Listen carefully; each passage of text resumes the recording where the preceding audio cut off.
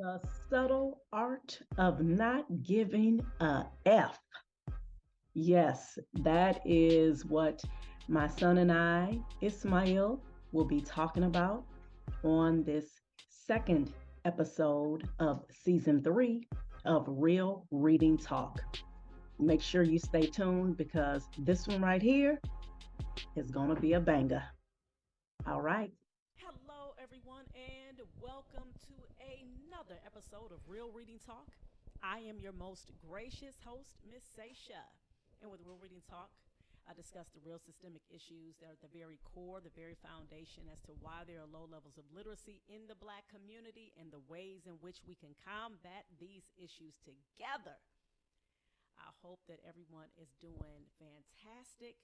I am so grateful to you all for joining me in this episode. My old heads, you know, I appreciate y'all tremendously. And of course, my new people as well. Thank you for rocking with me. And I hope always that not only do you enjoy these episodes, that you gain much benefit from these episodes as well, all right? Because it's not just talking about the problems, we are definitely dedicated to talking about the solutions. So, with all that being said, y'all, I am so excited about this episode because this one right here, you talk about real reading talk.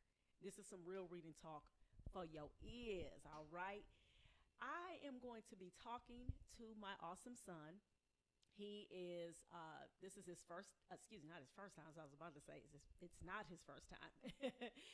This is not his first time on my podcast.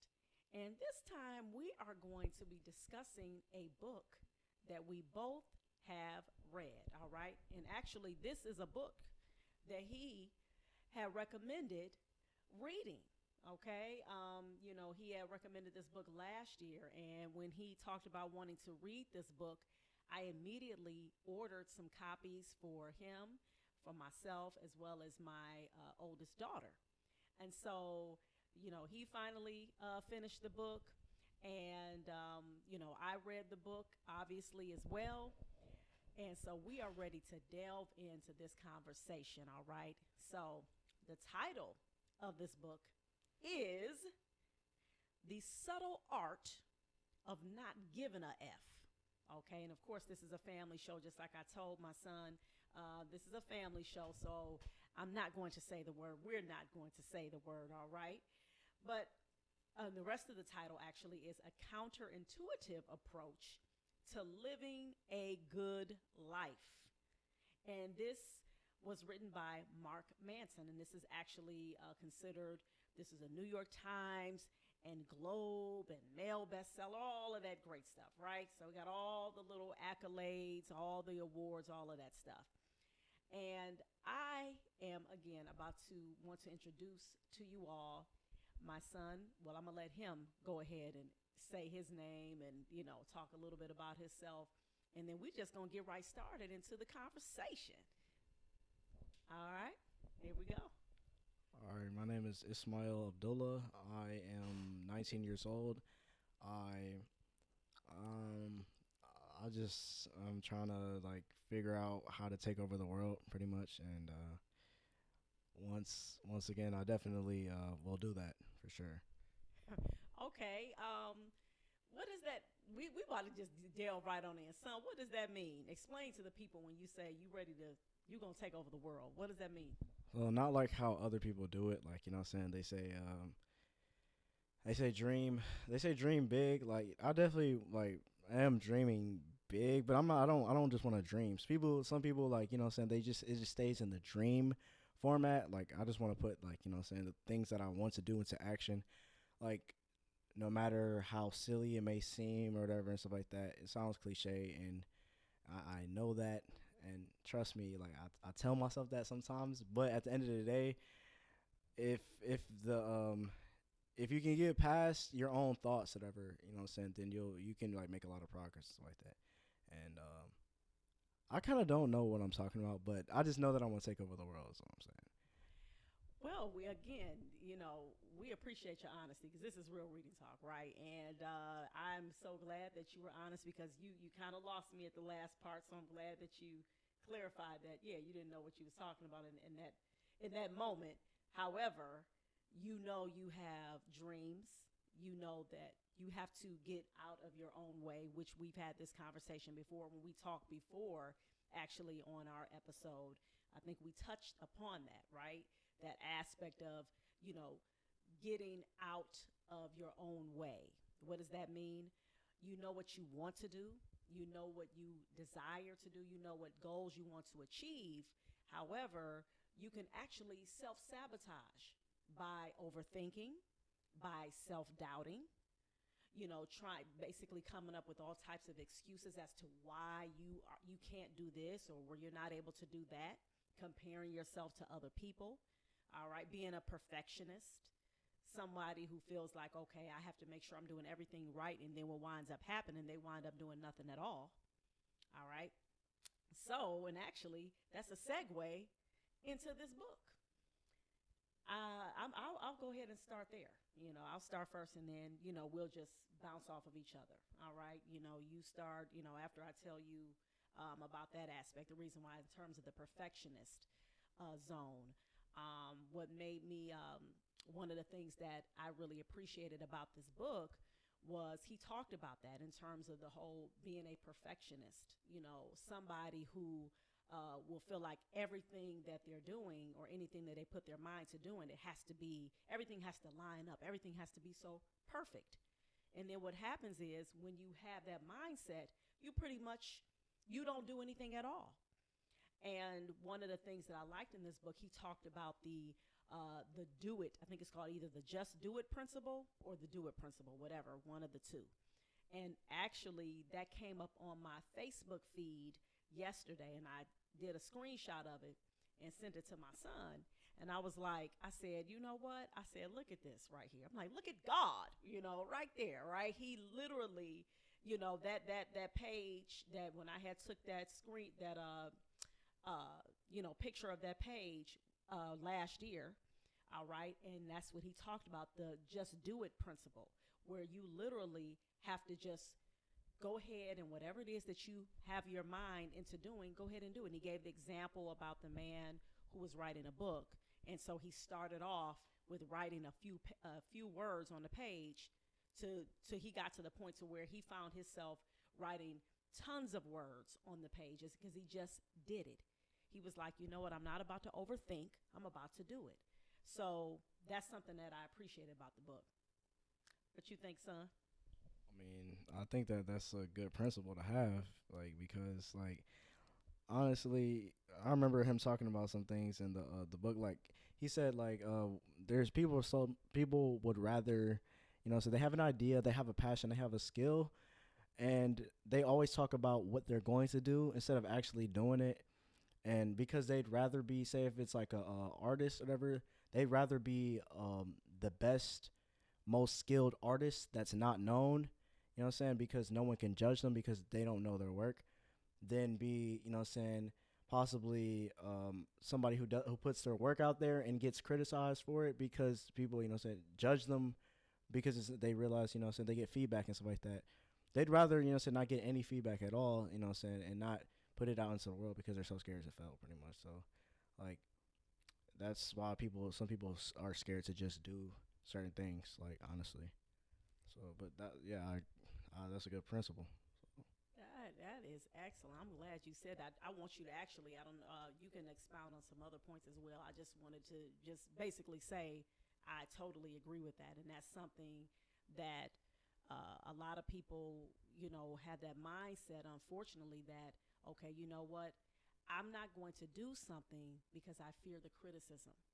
I fear that somebody is just going to just totally destroy my work.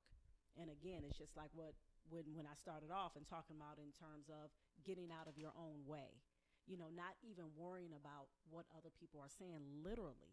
You have to get into that zone of not worrying about what other people think or say. That doesn't mean you go about just doing whatever and not caring, not having some type of empathy, or you just go about, man, f people. I don't give a f. I'm heartless. Like no, none of that. You know what I'm saying? But just operating in a space of, okay, you know what? This is something that I see will be beneficial. This is a goal that I want to achieve. I thought it out, planned it out, and I'm going to go ahead and go for it and just do it. And sometimes you may not have everything, and that's the thing that I like too, in terms of just referencing again that whole do it principle. Sometimes you may not have all of your T's crossed and your I's dotted. You just may not. You may be like, man, okay, I got a little blueprint, what I'm saying, or I got like I brainstormed, but you just throw yourself out there, and hey, sometimes you have to do that. What you say? I In terms of mean, that? of course. Like, I mean, you gotta like if like whatever like ideas that you have are useless if they're not put into action. Because that's what ideas are for. Like, in order they're used to improve the world in some way. They're used to like help out like yourself, put yourself in a better position, put others around you in a better position. Makes give your ideas are used to give other people ideas as well, because one people can piggyback off of ideas and saying make it into something bigger. You never know if you just keep it to yourself. You're so scared of failure, like saying that you don't do nothing. So like yeah. Exactly. Is there? Can you think of? Is there any examples, like just on a personal level, that you can relate to in terms of that aspect? That fear of failure. Have you ever experienced that on your own? I mean, definitely, of course. Mm-hmm. Like something that I was scared to do because I was scared I might fail at. Mm-hmm. Let's see, maybe like school, for instance, like high school stuff like that. So like I dropped out. I was like scared that I'd fail. That's the reason why I even decided to not even go, was because like saying at like 15 and stuff like that. I was scared. I went to this hard school and stuff like that. I was always told by some people that went there that it was like really really hard and stuff like that, whatever. And these were people that were like that got better grades than me. I was like, didn't even get I didn't even do well in school, so this would be extra hard for me. I was like, yeah, I can't do this and stuff like that. Um, so yeah, I guess that, and also like just a lot of things, like a lot of things. Honestly, yeah. Mm-hmm. So Mm-hmm. Yeah. honestly, like it's just like I was never like the type of person to really just to try like and to take too much action for real. You know what I'm saying? Like just wasn't really in me, to be honest. You know what I'm saying? Like at a young age and stuff like that, whatever. But that's something I'm trying to build in myself now. Like I realize nobody can teach me that. Nobody can show me that. You know what I'm saying? I have to show myself that. So Wow. Wow. That right there. That speaks volumes, and I appreciate, and I know we all appreciate your transparency with that. These are things in which a lot of our young people deal with, and in fact, of course, you have people who are older who deal with that. That aspect of, like, okay, you know, how do I go about doing this? And as parents, of course, me being his mom, I'm sitting up here. I'm like, man, I'm thinking that with certain things, I was able to teach him, and trying to show him, courage, or just trying to show him how to, handle his business, even if it's not something a verbal thing that I said, things that I've, just done, and continue to do as an example. However, you heard it from him. It's like, you may think, that you are showing your child certain things, but until they actually are able to show that they can apply it, and until they're actually ready to be able to receive it and ready to be able to take the action steps on their own, then it's not going to happen. You know what I'm saying? They have to have that mindset. We all have to have that mindset on our own to get to that point. So I appreciate you on that. Now, tell everybody about another aspect. I want you to, your turn. You know what I'm saying? I'm passing the ball to you. What is something you want to talk about in the book? okay, something that I want to talk about in the book. Like I gotta think because sheesh, I got a bad memory, so like let's see. this, you gotta. You just finished the book. I mean, yeah. I can do this. How about I do this? I got something actually. Oh, I got okay. something. All right. What's up? I got something. So he was talking about like values, are basically kind of are what lead our lives and stuff like that. And values like in order to value something, you have to reject something else. That's why it's hard for you. It's hard for people to live a life of full of values if you accept everything. You know what I'm saying? Like, you can't just be accepting to, just like gay people and stuff like that, or and what I'm saying, just everything. You know what I'm saying, and be like and accepting to like, call yourself like what I'm saying, a religious person or something like that, or you can't really do you can't accept everything and all that stuff. Because they say if you stand for nothing, then you can like fall for anything, pretty much. You know what I'm saying? So just like having like good values and stuff like that is like what leads like a good life and stuff like that. And um, yeah, I kind of like gotta like put my thoughts together because I don't know exactly what to say. So that's that, but yeah. Okay. All right. Okay. Well, I mean that's definitely a great point, and that again with this book, The Subtle Art of Not Giving a F, if you just like he mentioned, you have certain core values, certain things that you like, no, these are non-negotiables based off of your religious beliefs. We'll take it there. Then that's something that you have to say, listen, what I'm saying, standing on your square, all 10 toes down. This is my belief. Does that mean that you go around bashing people? Does that mean that you go around saying, I hate your lifestyle, or I hate. You don't have to do that. That's not even necessary. And that's not something actually that you need to do anyway. And even in our faith, as being Muslim, that's not something you're supposed to do anyway. You just simply say, okay, to you, your way, and to me, my way. And that's simply what it is. So. Oh, I know. Okay, I know. I kind of remember.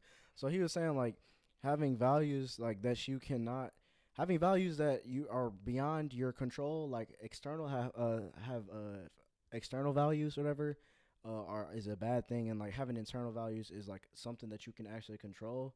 So like if you value how other people view you, then honestly you'll just live a miserable, sad life. You'll never ever live up to their expectations because there'll always be somebody that will not like how you look.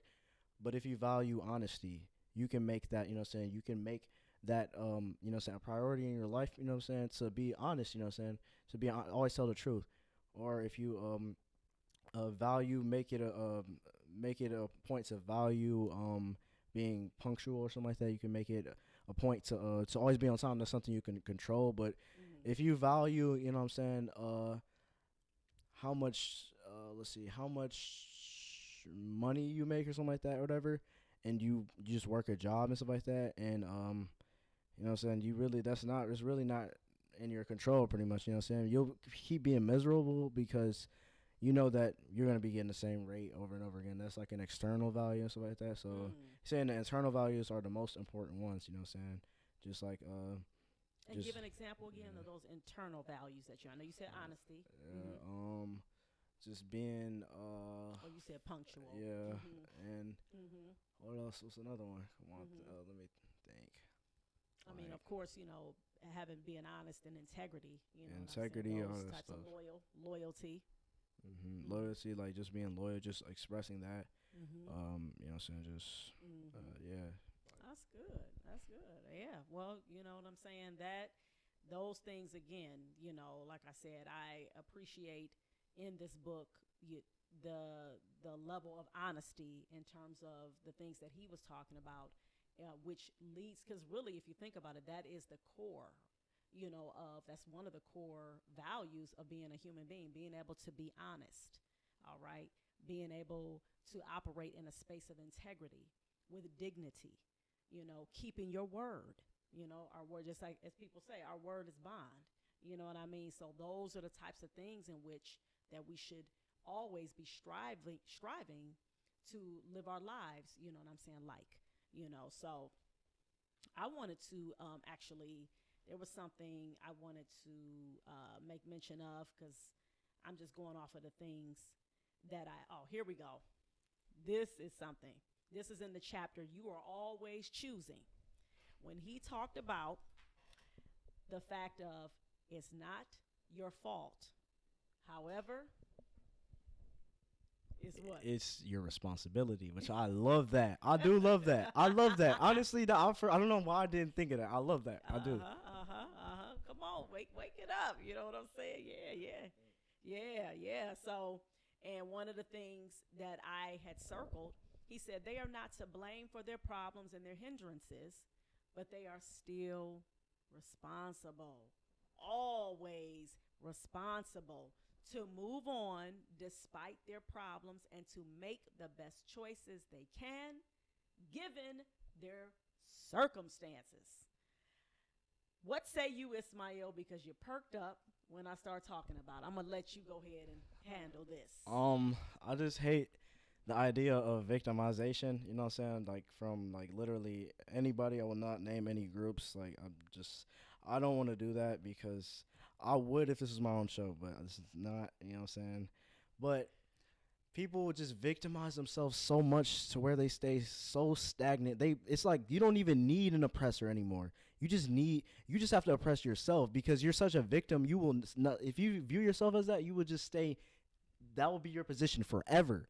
You know what I'm saying? So basically I hate that. You can be literally like not in the wrong. Somebody can actually be doing you wrong and it's not your fault whatsoever. It's your responsibility as a grown adult, or maybe not even as a grown adult, as a person with, you know what I'm saying, your own decisions, your own free will, your own morals, your own values, to deal with that situation accordingly. Because honestly, like, you know what I'm saying, what this society is telling us to do is just to always blame somebody else for your own problems. Once you do that, you rely on other people, whatever, to make you feel better. You know what I'm saying? You rely on other people and stuff like that to fix the mess that you're in. It's not their mess, you know what I'm saying? Now, there's something called, you know what I'm saying, empathy and sympathy for other people. You can have that. That's only going to do so much. It's up to you. It's really up to you, you know what I'm saying, to really, you know what I'm saying, come out of the situation in which you're in. You may be born there, you know what I'm saying? That's not your fault, you know what I'm saying? It's not your parents. It may not be your parents' fault either, but it's your responsibility to get you out of that situation. You know, make the best life for yourself possible. So I like that, you know what I'm saying, a lot, you know what I'm saying? But it's something a lot of people like, you know what I'm saying? And the people don't like to hear it because it does, like, it takes work. And obviously, you know what I'm saying, we all, you know, suffer from victimization, every single group, like, actually, you know what I'm saying, believe it or not, you know what I'm saying, they do it to themselves, though. You know, we do it to ourselves. You know, some people may be in more unfortunate situations than others, but honestly, if everybody has problems, though, like, you know what I'm saying, and at every level there's problems, you know what I'm saying. If, like, say if there's a rich person, you know what I'm saying, for instance, say if they're something goes wrong in their life, you know what I'm saying, that may seem minor to like a starving person, you know, so somebody who would kill to have those type of problems. Those people that are rich, that were born rich and stuff like that, it's not, like I said, it's not their fault. This literally isn't their fault, you know what I'm saying? But it is their responsibility to understand that there's people that may have it worse than them, but there's people that have it worse than them, you know what I'm saying, that have to understand that it may not be their fault, but it's their responsibility to get out of that situation. And with community, you can actually do that, stuff like that, which is what we lack too. Yeah. All right, I was talking a lot, but, like, you know No, what I'm saying? keep going. I want you to keep going. Like, literally, you know what I'm saying? It's just that's really it. It's like, it's just that's what it's like, you know, that's what the government promotes, whatever, like victimization. If we didn't have victimization, there would be no need for government, to be honest, you know what I'm saying? Like sustainability and stuff like that, and being self-sufficient, you know what I'm saying, is not something that's promoted. It's always, you know what I'm saying, like for instance, the stimulus checks, whatever, you were like, yeah, obviously, yeah, people say, yeah, I was owed that, which you were, and stuff like that. It's at the end of the day, though, it's just like, you know what I'm saying, that's all people were relying. They were relying on the government instead of building something for themselves, whatever. Like, you know, people just are too reliant on other beings and other systems and stuff like that, because they're not taught to be strong individuals who can who realize their problems. They're taught to be weak individuals who are delusional, and who just are just not willing to do, like, what it takes, pretty much. Like, so, you know what honestly. But I think I was pretty weak and stuff like that. I'm trying to just get better and stuff like that, pretty stronger and stuff like that for sure. Absolutely. Well, I'm going to say this two things. Number one, just because a person is saying, okay, look, it's my responsibility, that does not mean you don't hold people accountable. That's number one. Because I think that's where sometimes people miss the mark at. And this is real reading talk. So I'm going to say, in terms of give an example of what I'm talking about, that big R word that black people have been screaming about, especially as it pertains to voting, reparations. Reparations, as we know, is owed to us as black people, period, point blank. Anybody with common sense, anybody who knows and understands what has happened to black people, yes, we have to hold people, organizations, this society accountable. When I say this society, I'm talking about those who enact the system of white supremacy, period, hands down. However, however, again, just like Ismail said, you still must be responsible for you. You still must take ownership for the things that you need to do in order to better your situation. In fact, it made me think about an ayah or a verse out of the Quran where Allah says, He does not change a people's condition until they change that which is within themselves. What does that mean? That means that you have to make the initiative to change who you are. Whatever it is, whatever goals that you have, if you have a goal, if you like, hey, look, my goal this year is to lose 20 pounds. All right, that's your goal. Well, guess what? You got to do the necessary things in order to make that happen. So if you know you're the type of person you eat junk food all the time, guess what you're going to have to do? You're going to have to cut that loose. You're going to have to tame that. You said you have a goal, right? All right. So that means what? You can't let anything get in the way, stand in the way of your goal. You have to be the one to take the responsibility to say, I'm going to make these changes in my life. If you're the type of person, okay, my goal is to buy a house in this upcoming year. And you know that you have to start budgeting. Guess what? You have to discipline yourself. You have to get in that mind frame. You have to go seek out whatever information you need to do in order to start saving to buy your home. So again, accountability, responsibility. Accountability means what? Like I talked about before, you hold people accountable for what it is that they have to do. However, you got to take accountability for yourself, your actions when you're trying to change or whatever it is that the necessary steps and things that you need to do to make those changes in your life. So again, it starts with self. So that's one of the things. And that's one of the things that attracted me. And I'm quite sure a lot of people, are attracted to this book about, it's another way of empowerment. Now, there are some things, and I can't remember right now in terms of what was some things that I didn't agree with, because even when whatever book I'm reading, it's not going to be every single thing that I'm going to agree with. But I'm just trying to just pick out, certain things that, number one, that goes in line, with the title, obviously, of the book, The Subtle Art of Not Giving a F. You cannot worry. You cannot care about what other people think about you, especially when you're trying to be the best version of yourself. And so that's one of the things I appreciate about this book. I wanted to jump into this other part, and this is the chapter on the importance of saying no. So I want your take on this.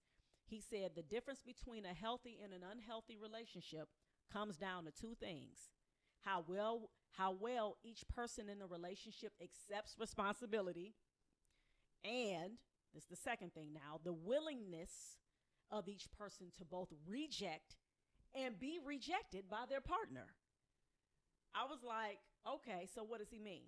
Okay, so anywhere there is an unhealthy or toxic relationship, there will be a poor and porous sense of responsibility on both sides. And there will be an inability to give and / or receive rejection. Y'all hearing this, okay? Wherever there is a healthy and loving relationship, there will be clear boundaries between the two people and their values. And there will be an open avenue of giving and receiving rejection when necessary. And it's so funny when I put my little brackets and circles and I be underlining, that means that I really, really love those particular points. Those resonated with me.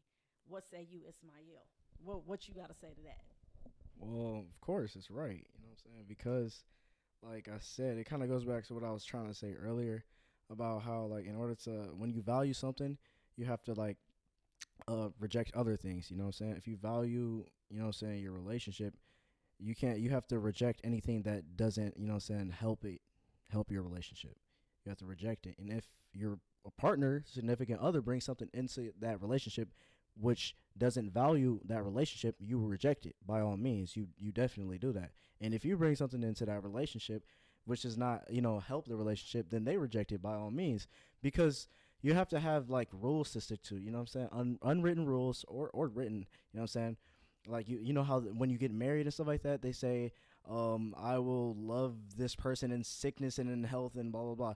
You have to, if they break any of those rules, you know what I'm saying, you have to let them know. You have to be upfront. You know what I'm saying? That's why like a lot of marriages, 50% of marriages end up in divorce rates in the United States, because people aren't willing to reject, you know what I'm saying, their partners, you know what I'm saying, ideas or values that they're bringing into the relationship.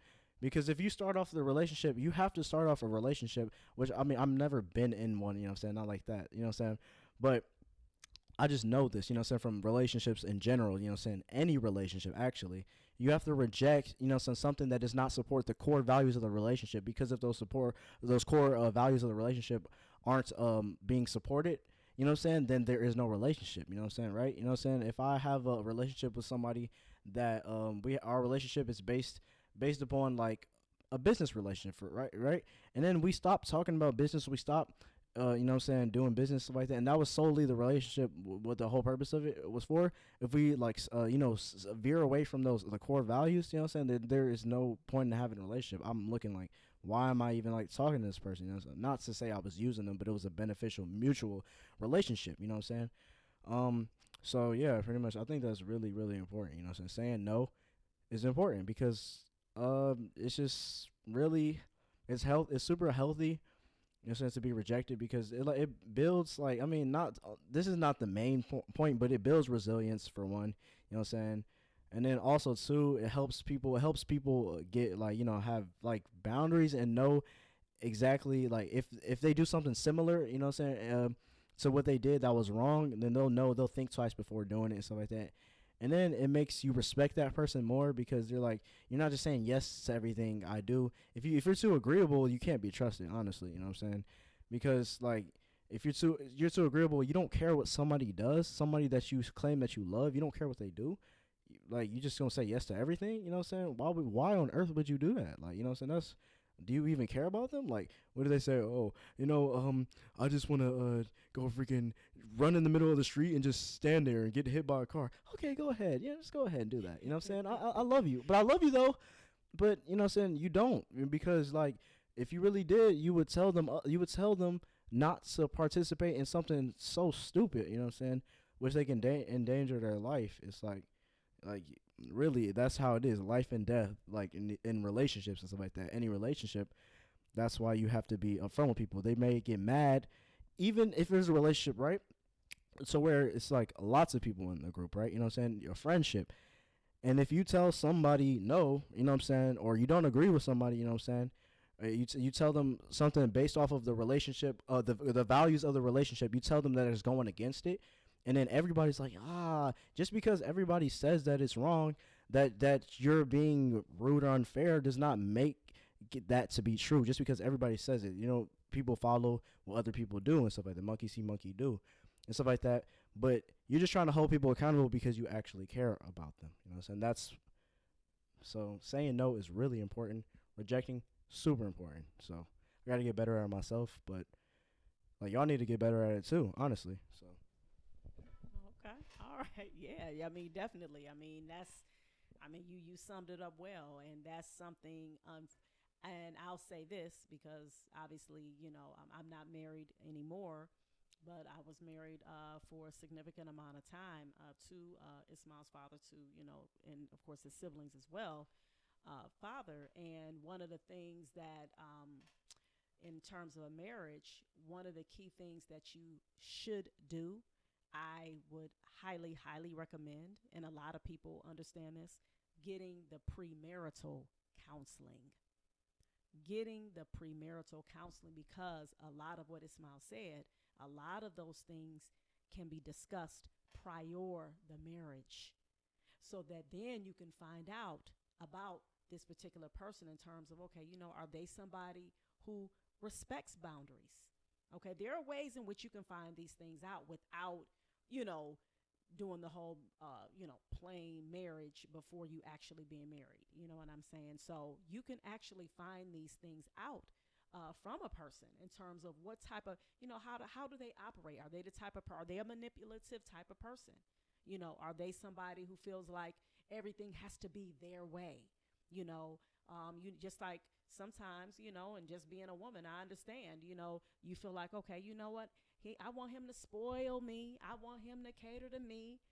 There's nothing wrong with a man loving on you. And of course, in fact, that's a beautiful thing when you have a man who dotes on you, right? You know what I'm saying? He's like, yeah, you know what I'm saying? I'm really feeling her, digging her. But it shouldn't be to the point to where he is just negating who he is. He should not be putting his values to the side. He should not risk his non-negotiables just for you. That's not how it works. And that's the thing that I like that he's talking about in this book. That's a healthy relationship, healthy boundaries. Like, no, I'll give you an example. I was on Facebook, and it's this one brother, his name is Imam Shadid. And he gave an example about how he was talking about this very subject, having healthy boundaries. And so he gave the example of someone going, and this is a married couple, so that spouse going to pick up their spouse's phone and start looking through their phone. Okay. Now he made it clear. He was like, no, I don't agree with that. You know what I'm saying? Just because that's your spouse, you don't just go pick up their phone and then start looking through their phone. But I'm going to say this. You have some people, and in particular women, and this is something that I've seen more so from women. You have some women who feel like, well, I mean, it shouldn't be no issue, right? You know what I'm saying? He ain't got nothing to hide, so why can't I go pick up his phone, you know what I'm saying, and, look through his phone? No, I don't agree with that. Now, I'll say this also, and you will find this out before the marriage. If y'all two agree on that, if that's how y'all two want to operate you all's relationship, where he pick up your phone, you pick up his phone, you check his email, he checks yours, you got his password to check this, and you know what I'm saying? Unless it's a reason, like for example, maybe you have a situation where somebody has a disability, okay? Maybe somebody, they need assistance. Like say, for example, if somebody, is blind and they need that help. You know what I'm saying? So they do have their spouse who has to like look at certain things, obviously read for them. That's different. You know what I'm saying? I'm not talking about those instances. I'm talking about the fact of people feel entitled. Oh, I mean, what? You know what I'm saying? I should know your password. What you got to hide? No, why don't you trust me?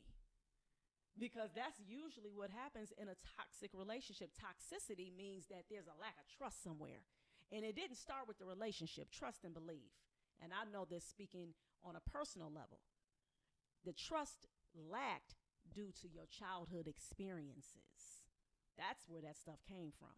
You didn't trust, that trust factor was not developed for whatever reason. Maybe there was a lot of ways in which you got let down from your parents. Maybe there was a thing where you always was being accused of stuff. So you always was on edge. You always, didn't feel like you can, relax or whatever the case may be. And so that always made you kind of hypersensitive to stuff. And so then in turn, that whole that aspect of how that stuff was put on you, you projected it onto other people because that's what was put on you. All right. So again, like I said, One thing, another aspect that I appreciate about this book is the aspect of self awareness. Ooh, which leads me to the next topic. All right, and we'll kind of sum this up out. We can, unless you have some other things that you can think about is, what I'm saying, we can like end with this, that self-awareness piece. We talked about this. I had brought this up to my son before we started talking, all right? He called it the self-awareness onion, all right? And the self-awareness onion, simply put, just like, with an onion has layers. And he talked about when you have the layers, the self-awareness onion, and you start peeling back those layers. And he mentioned that what happens when you're a person who is being aware of the things that you're doing and you're trying to heal, you're trying to be better. He said that you find yourself crying at inappropriate times. And I thought that was like that resonated deep for me. That actually happened to me, I want to say last week, where I was in my room and I was thinking about something, and literally I just started welling up and I started crying because it was real. It was real for me. You know what I'm saying? And I'm like, but I embraced it. I stayed in that moment. I'm like, this is what I needed to do.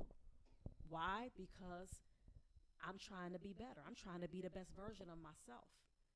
And so I would like for you to, I didn't talk for at least about a good 5 minutes on that subject. What you want to say to that, Ismail? Did you want to add anything, even from the last part? I don't know if you wanted to add something to that or. Oh wait, what was the social self awareness So, onion like? What was it like? Any like specific thing that he said about it or whatever? Like, yeah, he just well, that was the first. Oh, here it is, right here. Bam, the self-awareness onion. This is the value of suffering. That's this chapter. And so he says self-awareness is like an onion. He said there are multiple layers to it, and the more you peel them back, the more likely you're going to start crying at inappropriate times. He said, let's say the first layer of the self awareness onion is a simple understanding of one's emotions. This is when I feel happy. This makes me feel sad. This gives me hope. Unfortunately, there are many people who suck at even the most basic level of self awareness. I know because I'm one of them. I appreciate that about this book. He always referencing himself. You know what I'm saying? He says, my wife and I sometimes have a fun back and forth that goes something like this. He said, this is her. What's wrong? Me. Nothing's wrong. Nothing at all. Her. No, something's wrong. Tell me.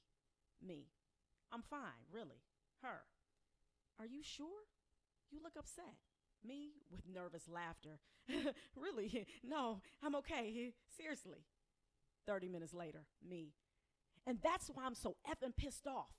He just acts as if I don't exist half the time.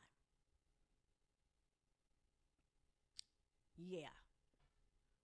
What you say? What do you have to say to that in that little, interaction?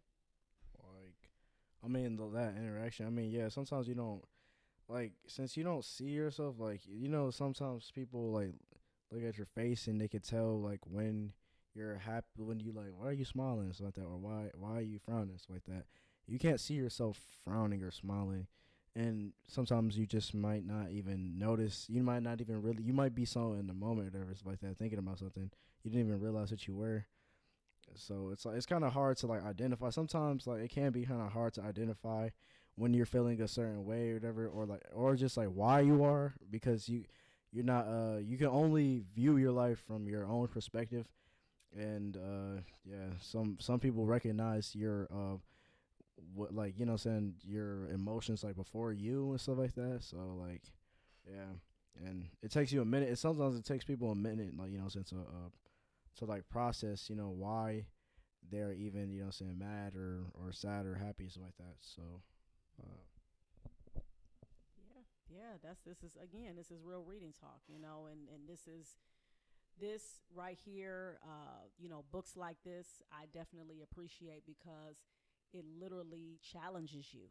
It challenges you to take a look at yourself and really ask yourself, okay, how can I be better? Am I doing things just to please other people? Am I doing things just to get the cheers, the accolades, the pats on the back? What is my purpose? What things have happened to me in my life that's making me act like this? Why am I socially awkward? Why do I have anxiety? Why do I act like, oh my God, you know what I'm saying? Get so upset about stuff so easily. Why do I feel depressed all of a sudden? Why, when this particular person came in the room, my stomach start getting into knots? I start feeling, you know what I'm saying, like worried. These are the things in which, again, the subtle art of not giving a F, he really deals with these particular issues. He's addressing those, getting to the core of how we are as human beings, real life stuff that we actually deal with, so that number one, we can start being more self-aware. We can start looking at ourselves in authentic ways, because that's what it's about. That's one of the things that I got from this book. And you let me know in one key word, how do you feel as well? But authenticity. You know what I'm saying? And this is, this is somebody, this is a white male, grew up in a different, you know what I'm saying, type of family structure than I did. You know what I'm saying? In a different way than I'm raising my children. But however, just that human component of what we all deal with in terms of, making sure that we are living in our purpose, making sure that we are doing things that's going to take us to that higher level, and not be in a place where we're always worried about what other people think, being people pleasers. So, am I putting you to sleep, son? Oh, okay. Yeah, y'all. He looking like he dozing off. That's what I'm. Well, we are definitely about to get ready to end. My son he worked very hard. I just want to, what I'm saying, pump him up. You know what I'm saying? He's been out there hustling, doing his thing. So, but I definitely want you to, chime in on this last part. So, what if you could sum it up in one word or a few words, or whatever? What would you say about this book? How it affected you? It just like allowed me to just really like reevaluate my values, and also like what I'm saying, like what times that I would get like mad and stuff like that, I would have to wonder like why, I would get like, why am I getting mad? And then it will always, come back to like what my values are pretty much, and help me like understand that. Also like help me pretty much just know that a lot of things in my life are like not in my control, and aren't, some things are will not be my fault, but ultimately it's always my responsibility, because there's nobody living my life for me. Like, I'm just literally doing this stuff myself. Um, so I have to basically just I keep that in the back of my mind at all times, and also pretty much just like once he also reminded me in the book that if you're too scared to live, pretty much, then you die. You die. You pretty much, you're dead. You're pretty much dead at that point. So you can't be too scared to live, and to do things, and to try new things. And also, it taught me that commitment is like is also a great thing. You know what I'm saying? Because pretty much when you're committed to something, like you're like you reject a lot of things and stuff like that that are not good for you, like in that commitment and stuff like that. So like and so it's just a good book. So yeah. All right. Well, we appreciate that. That's real. This is real reading talk. And you would highly recommend people read this book? Oh yeah, I'd say so. Yep, should read it. Okay. All right. Well, I concur with my son as well. Make sure that you get a copy of this book. You can obviously just go to the library if you're not, ready to buy it yet. Just check it on library, and they probably. Oh yeah, I'm quite sure it's on Audible. You know what I'm Yep. saying? Okay. Okay. Yeah. So, with all of that being said, I enjoyed this conversation with my son, and I'm glad that you all were here for it all. This is Real Reading Talk. This is the authentic place where you can get realness, all right? You can get, us being ourselves, okay? When I have my guests on here, they are coming with their experiences, their thoughts, their way of communicating, and that's what I want here. All right. And again, we are focusing on making sure that we are getting our people back into the mindset of putting reading high on our value ladders. That's something that I believe that should be at our core, as in the black community. This is something that we've always treasured.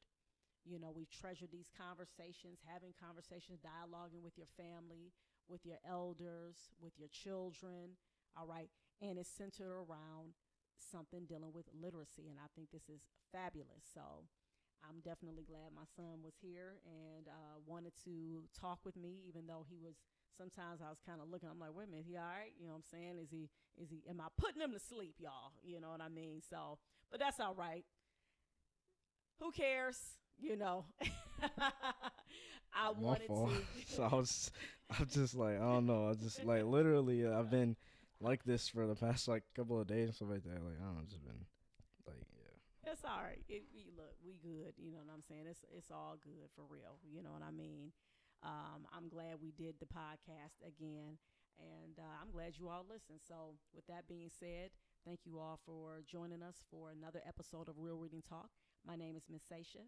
My guest today was my son Ismail, and make sure that you all please get a copy of this book, y'all, The Subtle Art of Not Giving a F, and please continue to implement 30 minutes a day of reading in your schedules. And don't forget, y'all, reading. Reading is freedom. I keep kissing the microphone, man. Reading is freedom. Peace. What did I tell you all? That show right there was just absolutely uh, phenomenal. I loved it because I got a chance to talk to my son again uh, on the podcast. And, we were talking about something that I believe a lot of people struggle with, which is that whole notion of people pleasing. And in that book, The Subtle Art of Not Giving a F, that's why I think that book resonates so well with folks, because you start to develop the mindset of not worrying about what other people think, staying in your lane. Whatever it is that you need to address, whatever it is that you need to speak up about, deal with, then you do that and not worry about and get so caught up in what somebody else is going to think, how they're going to react. And of course, again, like we talked about, it's not just you just spouting off whatever you want and, having that mindset. No, that's not what that means. That's not the message I believe that anybody should take away after reading that book, you know. But it's the mentality of whatever things that I need to address, and I have my evidence, I have my things to back up what I'm saying, then I'm going to do that. And so that's why I know it really set well with me. So, and also, my son, as you all saw, it was like when it came to certain topics, he really perked up. All right, he got excited. It was like, okay, yeah, I had to, get his mind going a little bit about the book and everything. But the moment I started bringing up certain things, then it was like he was just running with it. So I appreciated that aspect of our podcast. So, with all of that being said, of course, I have to let you all know about a few things. The first thing is that I am a pre K through fourth grade reading tutor. And the name of my reading tutoring business is ABC Learn Tutoring. And if your child is struggling with comprehension, or they're on a basic level, they are beginning readers. So they may need help with their phonics or phonemic awareness. Okay, so the sounds of those letters. All right, so being able to connect the identification of the letter with the sound of the letter, then come on and holler at your girl. Go to abclearntutoring.com, click on their free reading assessment today. All right. Next, I am the executive director and founder of our nonprofit organization, ABC Read. Our mission is to develop and nurture a culture of literacy in Black and underserved communities. And we do this by making sure we get books that primarily represents Black people, culture, and experiences into our communities. Because remember, we're serving our Black and underserved communities. These are the communities in which, especially with Black people first, where Black people have been denied the right to read, to learn.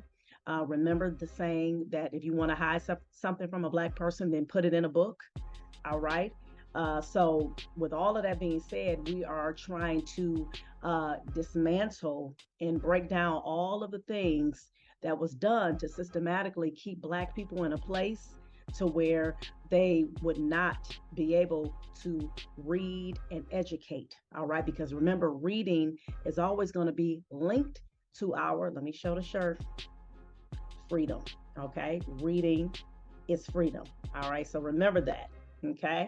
So, but that is our mission with ABC Read. All right. And we have dope reading events. We make sure that we're providing healthy food options as well.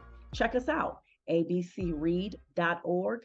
And you can see all the different things that we've been doing and make sure that you donate. We need donations. We appreciate donations, and your donations are tax deductible. All right. Meaning what? You can write them off. All right. Bam. And speaking of reading is freedom, like the shirt, the sweatshirt that I have on that I showed you all, go visit the Reading is Freedom store. That's right. This is my merch, my line that I came up with, that tagline, if you will. I turned that into a brand. So that's why you hear me say reading is freedom, because that's exactly what it is.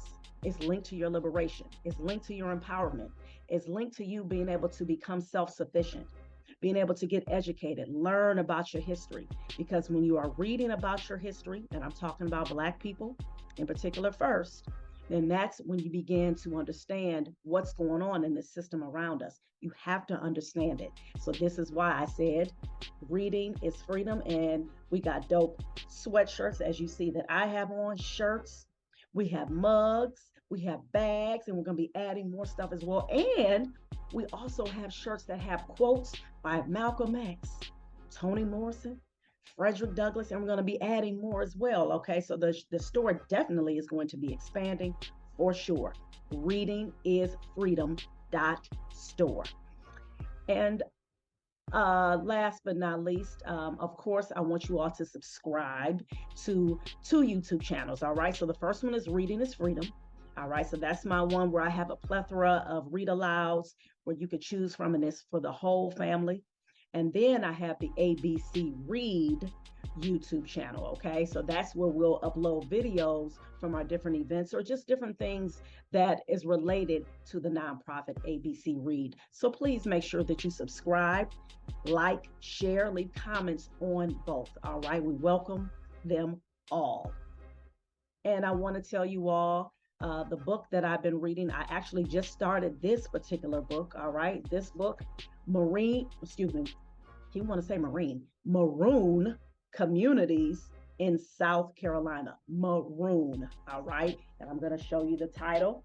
So for those of you who are able to see the video of this podcast, all right, this is what the book is looking like. Get a screenshot because you need this in your library, a documentary record, and it's edited by Timothy James Lockley, and it's talking about the Maroon communities, all right, in particular in South Carolina, but they do talk about the Maroon communities that were in the Caribbean islands and in Mexico as well. Maroon, simply put, these were our enslaved Africans who escaped the plantation, and they created their own communities in swamps in densely populated areas where you had all of that greenery and all of the jungles, and it was rough in there.